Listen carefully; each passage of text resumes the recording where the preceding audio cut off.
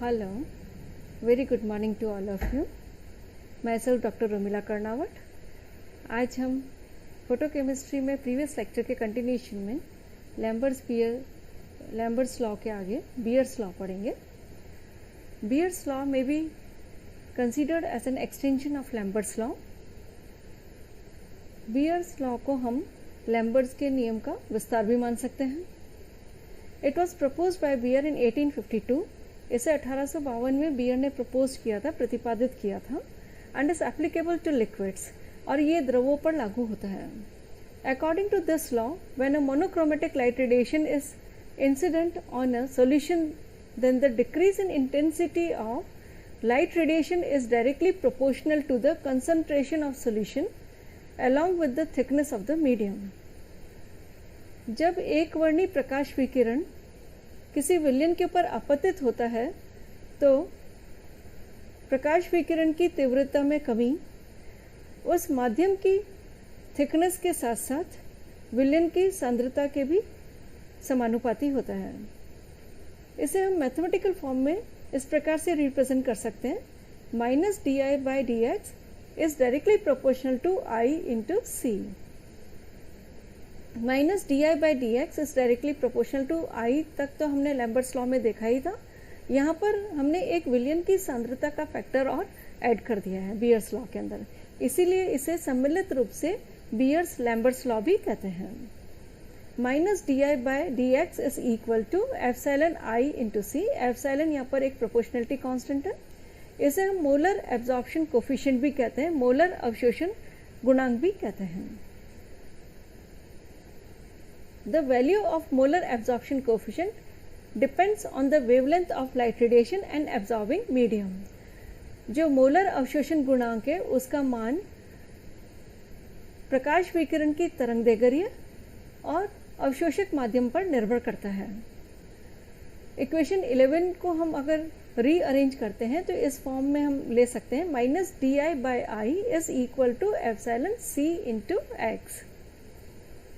Equation 12 का integration करने पर within the limits integration समीकरण 12 का समाकलन करते हैं हम, और इसमें लिमिट हम आई की ओर लगाते हैं, आई नॉट टू आई, और थिकनेस की जो लिमिट हम लगाते हैं X is equal to 0 to X is equal to X. So L N I by I not इसका सोल्यूशन आएगा is equal to minus epsilon C into X. और नेचुरल लॉगरिथम को हम एक्सपोनेंशियल फॉर्म में भी रिप्रेजेंट कर सकते हैं.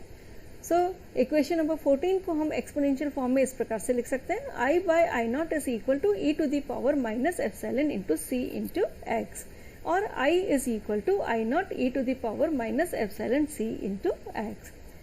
Thus the intensity of light radiation, it decreases exponentially with the thickness and the concentration of the solution.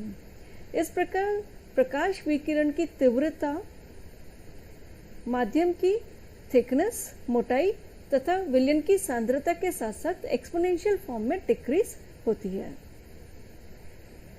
Equation number 2 में हमने I A is equal to I naught minus I देखा था. यहाँ पर आई की वैल्यू हम इक्वेशन नंबर 15 से substitute कर देते हैं. तो आई नॉट को कॉमन निकालने पर 1 minus E to the power epsilon C into X. Equation number 14 के अंदर नेचुरल लॉगरिथम जो था उसको हमने लॉग बेस 10 के अंदर कन्वर्ट कर सकते हैं. So 2.303 into log base 10 in spite of L N हमने लिखा है. I by I naught is equal to minus epsilon c into x. So to get a new constant epsilon prime, हम इस टाइप से भी लिख सकते हैं minus epsilon divided by 2.303 into cx. So here epsilon prime is known as molar extinction coefficient or molar absorptivity of absorbing medium. epsilon prime को हम यहाँ पर मोलर विलोप गुणांक या मोलर अवशोषक माध्यम की कहते हैं. इक्वेशन नंबर 10 लैम्बर्ट्स लॉ के अंदर हमने देखा था कि absorbance is equal to log of I naught by I. So from equation number 17 and 10 we may write कि that would be equal to epsilon C into X. So if log of I by I naught को यदि हम 1 मान लें और C जो सांद्रता है उसको भी अगर हम 1 मोलर ले लें, तो उस स्थिति के अंदर हम एप्सिलॉन प्राइम को डिफाइन कर सकते हैं, मोलर एक्सटेंशन कोफिशिएंट को हम डिफाइन कर सकते हैं। Log of I naught by I is equal to 1 और I naught by I is equal to 10 और I is equal to 1 by 10 I naught. If C is equal to 1 molar concentration, then from this equation we may write epsilon prime is equal to 1 by x। अर्थात यदि प्रकाश विकिरण की तीव्रता उसकी मूल तीव्रता से 1 by 10th भाग कम हो जाए और सांद्रता 1 मोलर हो विलयन की, उस स्थिति के अंदर मोलर विलोप गुणांक उस माध्यम की थिकनेस के व्युत्क्रम के बराबर होता है। If the intensity of light radiation decreases by 1/10 of its original intensity, then the molar extinction coefficient is equal to the inverse of the thickness of the medium। हम ये जानते हैं कि A is equal to log I naught by I, इसको हम इस प्रकार से भी पारगम्यता की फॉर्म में भी लिख सकते हैं कि minus log of T, because T is equal to I by I not. So we put here negative sign is equal to epsilon C prime C into X, और T में be written as 10 raised to power minus A और 10 raised to power minus epsilon C prime x. यहाँ पर A की value हमने इस equation से substitute कर दी है। इसी इक्वेशन के अकॉर्डिंगली अगर हम एब्जॉर्बेंस और कंसंट्रेशन के बीच में ग्राफ खींचते हैं, क्योंकि A इज इक्वल टू हमने देखा epsilon prime C into x होता है, सो A और C के मध्य में हमने ग्राफ प्लॉट कर दिया। When the absorbance is plotted, when a graph is plotted between absorbance and concentration of the solution, then a straight line is obtained, एक सरल रेखा प्राप्त होती है पासिंग थ्रू द ओरिजिन, यानी मूल उद्गम के द्वारा पास होते हुए गुजरते हुए एक स्ट्रेट रेखा एक सरल रेखा प्राप्त होती है, और जिसका स्लोप जो है वो एप्सिलॉन प्राइम एक्स के बराबर होता है। ये जैसे जैसे हम देखते हैं कि सांद्रता जैसे जैसे बढ़ती जाती है वैसे वैसे ये हायर कंसंट्रेशन के ऊपर थोड़ा विचलन दर्शाती है। इसका तात्पर्य ये हुआ कि बियर्स-लैम्बर्ट्स लॉ जो विलयन की उच्च सांद्रता है उसके ऊपर विचलन दर्शाते हैं। इस प्रकार हम बियर्स-लैम्बर्ट्स लॉ का एक्सपेरिमेंटल वेरिफिकेशन भी कर सकते हैं, प्रायोगिक रूप से इसको सत्यापित भी कर सकते हैं। Limitation of bears-Lambert's law.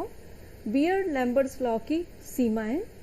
First, incident light radiation should be monochromatic, जो आपतित प्रकाश विकिरण है वो एक वर्णी होनी चाहिए। It is obeyed by dilute solution only, ये तनु विलयन के द्वारा ही इस नियम का पालन किया जाता है। The deviation is seen at higher concentration, जैसा कि हमने यहाँ पर देखा कि उच्च सांद्रता पर यह विचलन दर्शाता है।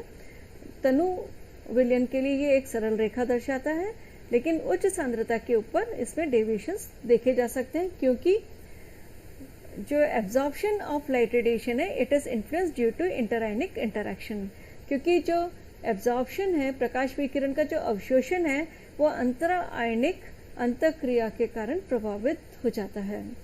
As the absorbance of the substance depends on the temperature, so temperature को हम पूरे एक्सपेरिमेंट के दौरान कांस्टेंट रखते हैं।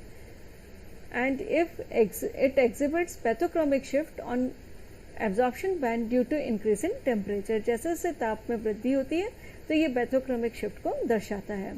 If any impurity present in the solution, यदि विलयन में कोई भी इम्प्योरिटी अशुद्धि उपस्थित होती है which is absorbed at the same wavelength, जो समान तरंग दैर्घ्य के ऊपर अवशोषित होती है, तो भी विचलन देखे जा सकते हैं, डेविएशंस में be observed. In case of association और dissociation of solute, deviation from the law is observed. यदि विलय का संगुणन हो या वियोजन हो तो उस स्थिति के अंदर भी डेविएशंस को देखा जा सकता है। Beer's law is not implemented on suspension due to scattering of light radiations.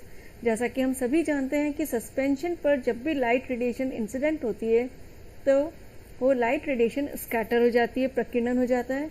अतः बियर्स लॉ निलंबन पर लागू नहीं होता है।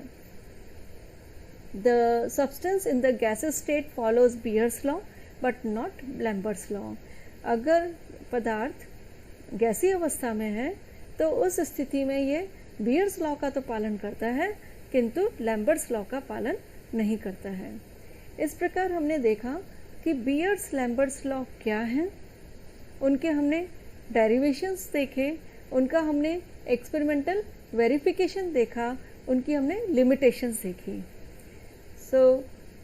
बहुत एक इम्पॉर्टेंट क्वेश्चन हम एग्ज़ाम का कवर कर सकते हैं जिसमें पूछा जाता है कि डिफाइन या what is state Beer's Lambert's law, how is it experimentally verified and what are its limitations. Beer's Lambert's नियम क्या है, इसको डिराइव करिए, इसका प्रायोगिक रूप से सत्यापन किस प्रकार कर सकते हैं, इसकी सीमाएं क्या हैं। तो हम नेक्स्ट क्लास में लॉज ऑफ फोटोकेमिस्ट्री के बारे में पढ़ेंगे। Thank you.